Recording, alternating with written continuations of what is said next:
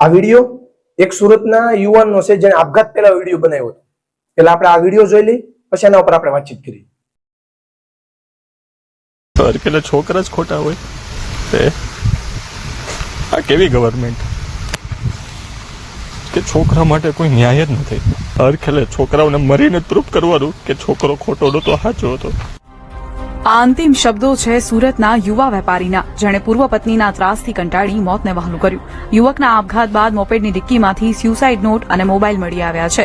મરતા પહેલા તેણે પોતાના મોબાઈલમાં 3 વિડીયો બનાવ્યા હતા, જેમાં તે પૂર્વ પત્ની શીતલના ત્રાસ વિશે વાત કરે છે. કાલે તને ઓર્ડર દેવાયો, તારા ઓર્ડર હતા, તે મારી જોડે શું કર્યું? આ બધું જે અહીંયા તે કર્યું એ અહીંયા તે બટકા ભર્યા, ઉડિયા લેવા ગયો તો કમ્પ્લેન દઈ. કોઈ એક સ્ત્રીના કોઈ ખોટા પુરુષ સાથે જો લગ્ન થઈ જાય ને તો સ્ત્રીની જિંદગી બરબાદ થઈ જાય છે. એવી જ રીતે જો કોઈ પુરુષના કોઈ ખોટી સ્ત્રી સાથે લગ્ન થઈ જાય ને તો પુરુષની જિંદગી બરબાદ થઈ જાય છે અને આખા પરિવારની પણ જિંદગી બરબાદ થઈ જાય છે. આપણે ઘણી બધી વખત આવા ન્યૂઝમાં સમાચારો જોયા છે કે જેમાં પત્નીના ત્રાસથી લઈને પુરુષોએ જે છે આત્મહત્યા કરી છે. આ વિડીયોની અંદર એ પુરુષ એ જ જણાવે છે કે મારે આત્મહત્યા કરીને, મારે મરીને તમને એ વાત જણાવવાની કે હું સાચો હતો એમ. આવા ઘણા બધા ન્યૂઝની અંદર આપણે દાખલા જોયા કે જેની અંદર પત્નીએ પોતાના પતિની હત્યા કરીને સિમેન્ટની અંદર જે એનું આખું કેરબ હતું એની અંદર દાટી દીધું, એના ટુકડે ટુકડા કરી નાખ્યા. આ વાત ખાલી એકની નથી, એવા કયેક પુરુષો સાથે એવું થયું છે કે જે સ્ત્રીના ત્રાસથી આત્મહત્યા કરી છે અને ક્યાંક ને ક્યાંક મોતને વહાલું કર્યું છે. હવે તમે વિચાર કરો કે એક પુરુષ, મેં તો ઘણા બધા પુરુષને એક જ સવાલ પૂછ્યો, તમે કોના માટે જીવન જીવું છો?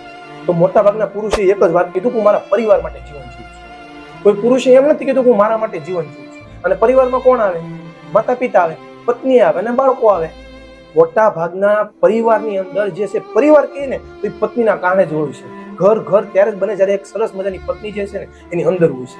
એક પુરુષ 12 કલાક કામ કોના માટે કરે છે? એટલી બધી અથાક મહેનત કોના માટે કરે છે? ઈ બોસની ડાંટ સાંભળીને આવતો હોય, ઈ ઠપકો સાંભળીને આવતો હોય, કેટલા બધા બહારથી બજારની અંદર પ્રેશર લઈને ઘરમાં આવતો હોય અને જ્યારે એને ઘરમાંથી જ ઝાંકારો મળે, ઘરમાંથી જ ત્રાસ મળે ને ત્યારે એને ઘરે આવવું જ ગમતું હતું. તમે વિચાર કરો, એક સ્ત્રી જે હોય છે ને એમને એના સાસરીમાં ન ગમે ને તો એ રિટર્ન જઈ શકે છે, એની પાસે બેકઅપ પ્લાન છે, એના પિતા પાસે જઈ શકે છે, પિયરમાં જઈ શકે છે. પણ એ પુરુષ જે છે એને પોતાના ઘરે જ જો ત્રાસ મળે, એના પુરુષને એને ઘરે જ જો એને શાંતિ ન મળે તો એ પુરુષ બીજે ક્યાં જાય? આ વિચારવા જેવી બાબત છે કે પુરુષ જે છે ને એ બીજે ક્યાંય નથી જઈ શકતો. પુરુષ બીજા કોઈને કહી પણ નથી શકતો. દર વખતે પુરુષ જ સારા હોય છે, સ્ત્રી સારી હોતી નથી હોતી એમ હું કહેવા નથી માંગતો. હું કોઈનો પણ પક્ષ નથી લેતો કે પુરુષ સારા અને સ્ત્રી ખરાબ અથવા સ્ત્રી સારી ને પુરુષ ખરાબ. કોઈ ના પણ ઉપર દોષારોપણ અહીંયા વાત કરવાનું નથી. વાત મુદ્દામાં એમ છે કે આમ મૂળમાં ભૂલ ક્યાં પડે છે, એવી કઈ જગ્યાએ જ્યાં આપણે ખરેખરમાં સુધાર કરવો જોઈએ, જ્યાં બદલાવ લાવવો છે ત્યાં હજી બદલાવ નથી લાવતા. એના કારણે આજે પણ પુરુષો પત્નીઓના કારણે, સ્ત્રીઓના કારણે આત્મહત્યા કરે છે. તમે વિચાર કરો કે એક પુરુષને એમ કહેવું પડે કે મારે મરીને સાબિત કરવાનું કે હું સાચો હતો. ગવર્મેન્ટને કોઈ કહ્યો કે અમારા માટે પણ કાયદો બનાવે. એક સ્ત્રી જે છે ને, મેં જોયું છે એક સ્ત્રી જે છે ને એના પિતાની ગરીબી જે છે ને એ સહન કરી લે છે, પણ એના પતિની ગરીબી એ ક્યારેય સહન નથી કરતી. આ સુધી મને એવું બતાવો કે ખરેખરમાં સ્ત્રી ભણે ગણે છે, સારી વાત છે, બહુ આગળ વધે છે, સારી વાત છે, પણ એને અભણ પુરુષ સાથે લગ્ન કર્યા હોય ન કરે. અને ગમે તેટલો ભણેલો ગણેલો પુરુષ હોય, ગમે તેટલી સારી જોબ હોય, ઊંચાઈ સુધી સફળતા પ્રાપ્ત કરી હોય ને તો પણ એને અભણ સ્ત્રી સાથે લગ્ન કરેલા હોય છે. કે એ સ્ત્રીનો વાંક નથી, વાંક છે માતા પિતાનો. હા, અહીંયા વાત થોડી કડવી લાગશે પણ મારે ભારે હૃદય સાથે કહેવું પડે છે કે વાંક જે છે ને એ માતા પિતાનો છે. માતા પિતાનો કઈ રીતે? કારણ કે માતા પિતાનું કાર્ય ખાલી ફરજ કે કર્તવ્ય ખાલી જન્મ આપવાનું નથી. જન્મ તો બધા જ આપે છે, પ્રાણી પક્ષીઓ પશુ પક્ષીઓ બધા જ આપે છે, પણ જન્મ આપવાનું નથી કાર્ય, એનું ઉછેરનું પણ કાર્ય છે. જ્યારે એક સ્ત્રીની અંદર અથવા આપણે એમ કહી શકીએ જ્યારે એક યુવતી જે છે એના પિતાની ઘરે એનો ઉછેર થતો હોય છે ને ત્યારે પિતાને ખબર હોય છે, એના ભાઈઓને ખબર હોય છે કે વધી 25 થી 30 વર્ષ આજે છે ને બહેન એ આપણા ઘરે રહેવાની છે, દીકરી આપણા ઘરે રહેવાની છે. એના પછી એ સાસરે નીકળી જશે, એના પછી એના પતિના ઘરે જશે. એટલે માટે 25 કે 30 વર્ષ સુધી પિતા એની હરેક ઈચ્છાઓ પૂરી કરે છે અને હરેક શોખ જે છે એની પૂરી કરે છે, હરેક એના સપનાઓ જે છે ને એના એ પૂરા કરે છે. અને એ જ 25-30 વર્ષ સુધી એ સ્ત્રીના, એક યુવતીના એ દરેક સપનાઓ પૂરા થાય છે, દરેક શોખ પૂરા થાય છે, જે આંગળી મૂકે છે એ વસ્તુ જે છે ને લઈ આપીએ છે. એટલા માટે એનું માઇન્ડસેટ એવું તૈયાર થાય છે કે લગ્ન પછી પણ મને મારો પતિ જે છે ને એ આ જ પ્રમાણે સાચવશે, અને સાચવવાની જ હોય, એમાં કોઈ બે મત નથી. દરેક પુરુષ એની પત્નીને રાણીની જેમ જ રાખવા માંગતો હોય છે. પણ કારક જે છે એ દિવસો ખરાબ આવતો હોય છે. આપણે બધા જ જાણીએ છીએ સુખ અને દુઃખ જે છે આવતા રહેતા હોય, સત્ય અને પડતીના દિવસો આવતા રહેતા હોય છે. બધા દિવસો સરખા નથી હોતા. અને ત્યારે એને એ માતા પિતાએ સમજાવવું જોઈએ કે ભાઈ મેં અહીંયા તને 25-30 વર્ષ સુધી સાચવી છે, પણ તારી દરેક ઈચ્છાઓ શોખ મેં પૂરા કર્યા છે, પણ બની શકે કે તારા પતિની ઘરે તું જાશો ત્યારે ન્યાય બધા દિવસો સરખા ન પણ હોય.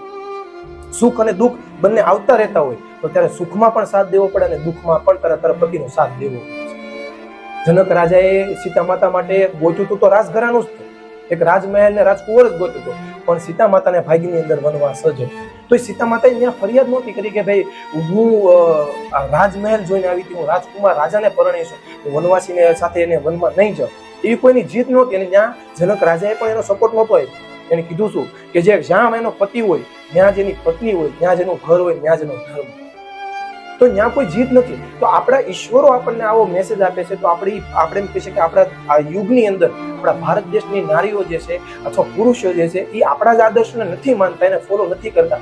તો આપણે શાને આપણે એમ કહી શકીએ કે મને ઈશ્વર ઉપર આસ્થા છે અથવા હું ઈશ્વરને માનું છું?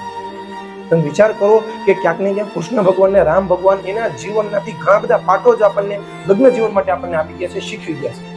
તો શું ખરેખર દરેક માતા પિતા એ વાત ન શીખવી જોઈએ એની દીકરીને કે અહીંયા તારા સપના પૂરા થઈ શકે છે, અહીંયા ઘરે હું તને સાચવું છું, પણ એવું બની શકે કે ત્યાં એ પુરુષ જે છે એ તારી આટલી કાળજી ન પણ લઈ શકે. એના માટે પણ હદ જવાબદારી છે ને માટે એને ઘર ચલાવવું છે. ઘર કઈ રીતે સારામાં સારી રીતે ચાલે, કઈ રીતે પૈસા લાવે, કઈ રીતે તમને લોકોને પ્રોટેક્ટ કરી શકે, તમને લોકોને સારું જીવન આપી શકે ને એના માટે આખો દિવસ બહાર મથામણ કરતો હોય છે. એટલે બની શકે કે એ સાંજે ઘરે આવતી વખતે થાકી ગયો હોય છે. ઘણી વખત એવી પરિસ્થિતિ બની હોય છે ઘરે પણ નથી કહી શકો તમને. તો ત્યારે એને સમજવો જોઈએ, ત્યારે તારે એને પૂછવું જોઈએ, અને એના ખરાબ દિવસો હોય તો પણ તારે એનો સાથ આપવો જોઈએ. હું એમ નથી કહેતો નથી આપતી, સ્ત્રીઓ આપે છે. સ્ત્રીઓને કારણે જ એક મકાન ઘર બને છે, ઘર અને એક મંદિર બને છે. સ્ત્રીઓને કારણે જ આખો પરિવાર જે છે ને એ પરિવાર લાગે છે. પણ જ્યારે માતા પિતા એના ઉછેરમાં, એના બાળકોના ઉછેરમાં જ્યારે એની દીકરીને, એની યુવતીને આપણે કેમ છે ને એની બહેન આ વાત જ્યારે કહેતા ભૂલી જાય છે ને ત્યારે ખરેખરમાં એક પુરુષનું જીવન જે છે ને બરબાદ થઈ જાય છે. પુરુષ એની સ્ત્રી સાથે દરેક વાત શેર નથી કરી શકતો કે ભાઈ મારી પરિસ્થિતિ જ્યારે ખરાબ છે, મને બહાર થોડું ઘણું મારે થોડીક સ્ટ્રગલ કરવી પડે છે, મારે થોડોક પૈસાને કમાવામાં જોબમાં થોડીક મુશ્કેલીઓ છે, થોડુંક મંદી જેવું વાતાવરણ છે, તો થોડુંક એડજસ્ટમેન્ટ કરવું પડશે. પુરુષ એડજસ્ટમેન્ટ કરતો જ હોય છે. મેં નથી જોયું કે લગ્ન પછી દરેક પુરુષ એના સપના પૂરા કરવા માટે મથતો હોય છે. મેં જેટલા પણ પુરુષો જોયા છે લગ્ન પછી એના પરિવાર માટે જ મથતો હોય છે. તો સ્ત્રીનો એ ધર્મ નથી કે ખરેખરમાં લગ્ન પછી ખરેખરમાં એના પતિને સાથ દેવો જોઈએ. તો આ વાત જે છે ને એના માતા પિતાએ એની દીકરીને સમજાવવાની જરૂર છે કે ખરેખરમાં લગ્ન પછી દિવસો બધા સરખા નથી હોવા.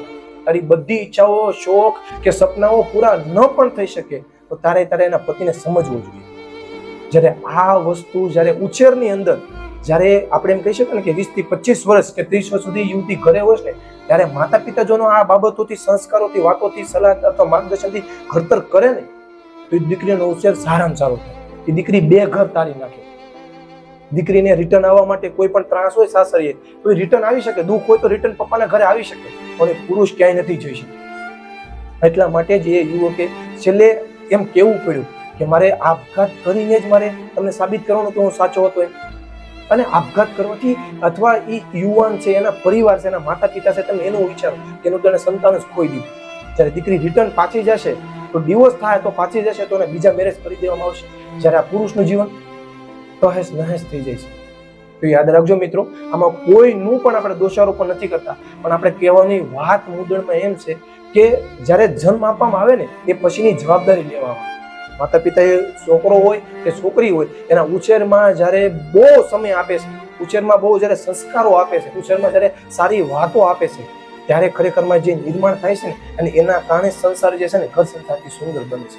તો મારે દરેક માતા પિતાને 2 હાથ જોડીને નમ્ર વિનંતી કે પોતાના ઘરે જો યુવતી હોય, એક દીકરી હોય ને તો દીકરીને સારા સંસ્કાર આપો, એને શિખામણ આપો કે જેથી કરીને આવનારા સમયની અંદર એને બે ઘર ઉજાડવાના છે, એને સામેવાળાને સમજવાનો છે, ત્યાં પણ એને સાથ દેવાનો છે. એને દીકરીને સમજાવો કે જ્યારે કાંઈ પણ મુશ્કેલી હોય ને તો એ બે માણસ બેસીને એનો સોલ્યુશન લાવો, એને વાતચીત કરો. દુઃખ ત્યાં પણ આવશે અને એનો પણ સામનો કરવાનો છે, અને દુઃખનો સામનો કરવાથી જ એક મજબૂત સંબંધ જે છે ને બંધાય છે. સુખ જોઈને આવે છે ને એ દુઃખ જોઈને વ્યા જાય તો એને સંબંધ નથી કહેવાતો, એને પ્રેમ નથી કહેવાતો. જ્યારે એને નિભાવવો પડે છે, કોમ્પ્રોમાઇઝ બધાએ કરવું પડે છે, પુરુષોએ પણ કોમ્પ્રોમાઇઝ કરવું પડે છે, માતા પિતાએ બંને કરવું પડશે ને ત્યારે દીકરાનો ઉછેર થાય છે. ઘણા બધા કોમ્પ્રોમાઇઝ કરવા પડે છે, તો કોમ્પ્રોમાઇઝ ત્યારે પણ કરવું પડશે, ત્યારે પણ અમુક બાબતો જે છે ને આગી પાછી કરવી પડશે. દરેક વાત આપણા સમય પ્રમાણે, આપણે જીદ પ્રમાણે પૂરી નથી થતી, અને એનું નામ જ જીવન છે. આ વાત સંસ્કારો માતા પિતાએ અને દીકરીને શીખવવા જોઈશે, નહીતર કોઈકના માતા પિતાનો જે એક લાડકો છે ને એ ખોવાઈ જશે. ખોટું લાગ્યું હોય તો માફ કરશો, પણ આ વાત દરેક માતા પિતાએ એને દીકરા કે દીકરી બંનેને અચૂકથી શીખવવા. Thank you madam. જય હિન્દ.